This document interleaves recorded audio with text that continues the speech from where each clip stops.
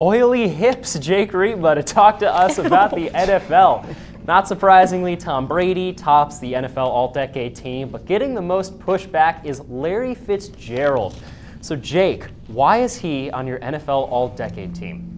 Look, Jordan, I knew this one was going to come under fire because this is in typical millennial fashion. My other two analysts have no appreciation for the body of work that Larry Fitzgerald has put together. They want everything right now. They just look immediately in the rearview mirror to see who's done what most recently. But go back to Larry Fitzgerald, his production, yes, some of it was before 2010, but among active wide receivers, he is leading in touchdowns, yards, and receptions. All three of those, I would say, are pretty important for a wide receiver. He's the active leader in all of them.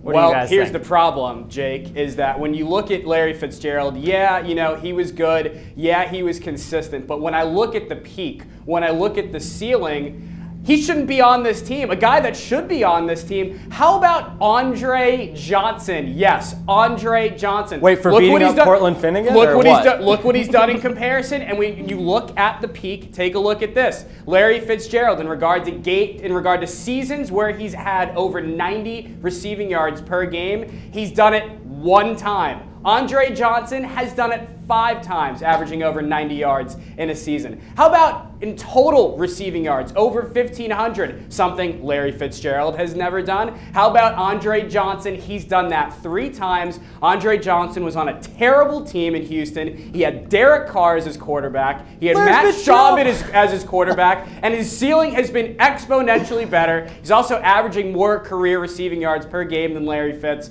Put Andre Johnson on that team. I think if we're going to keep talking about old guys that really should be on the 2000, 2010 list or whatever about that, how about Steve Smith?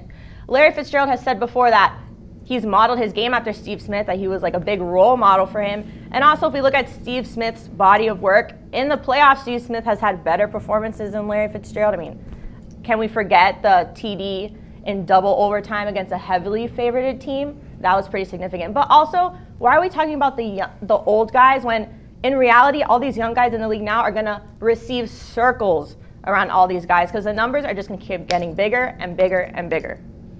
He's also been on a much better team, Larry Fitzgerald. He's been to the Super Bowl. He's been to the NFC Championship. Andre Johnson has never done either of those things. He had Kurt Warner as his quarterback. He had Carson Palmer, who was pretty good as his quarterback. How about David Johnson, a top running back in the NFL? He has weapons around him. You put him by himself like Andre Johnson was in Houston with a horrible team. There's no way he puts up those kind of numbers, and it's not close. Look, Darren, if you're trying to get the points by talking the loudest and the most, I certainly would give you the nod for that. But with your point about the quarterback, don't forget that one of Larry Fitzgerald's quarterbacks was Drew Stanton from Michigan State. It hasn't always been Kurt Warner. So I'm going to disagree with you on that point about the quarterback. Larry Fitzgerald has been a model for a franchise for such an extended period of time. He belongs on this list. University of Phoenix grad. And also, again, Jake, you bring up Drew Stanton, better than Derek Carr and better than Matt Schaub. No, Darren, no.